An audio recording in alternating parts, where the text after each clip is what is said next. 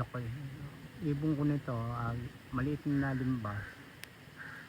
Agila ata. Agila ata, no? Parang binababag siya ng lipad na. Nabigyan niya, na? Oo. So baka ulit tayo mamantes dito sa buhok. Pang ulam.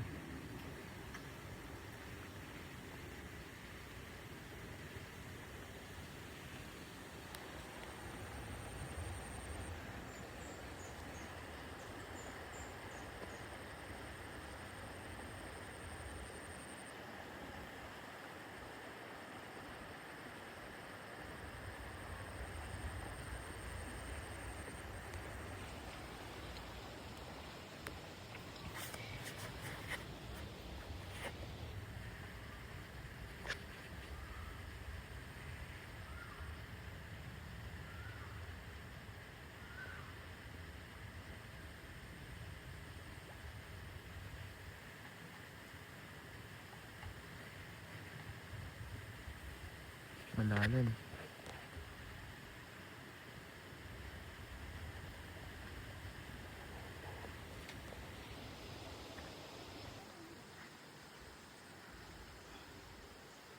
Ito yung huli namin ngayon.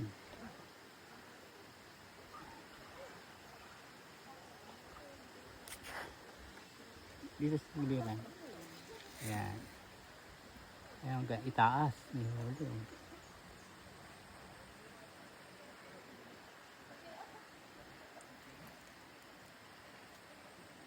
Ayan. Ito po yung isang pante na sinamsam namin. Ayan po ang huli niya. Madami din. Ayan. Ayan. Nandito po kami sa Buo. Ito po, ang tawagin tong ilog ay Buo. Ayan po. At yung kabila po naman ay Anibong. Kasi yung mga nagko-comment sa akin ay hindi ko daw nasasabi ang lugar. Ito po ay Anibong, yung kabila. Ayan. Ito po naman kabaak. Ito ay Balanak. Ayan po. Ayan po yung huli. Sama ko po yung lagi, yung aking apo. Ayan. Siya po yung lagi kasama. Ayan.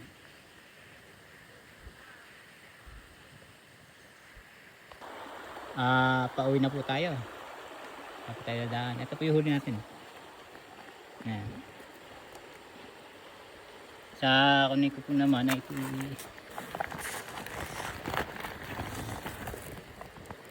Ayan, lalaki po.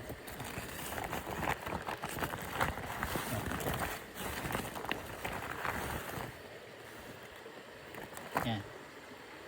Kami 2 kilo naman.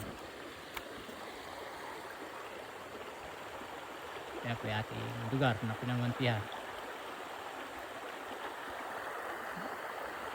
Malabundukin po ito. Tabing bundok. Ito po lang yung aming pinagdidibangan talaga. At yun po yung aking maipakikita sa inyo. Mga pangingisda dito sa ilog. Sa tubig. Kasi panahon po ngayon kasi mainit.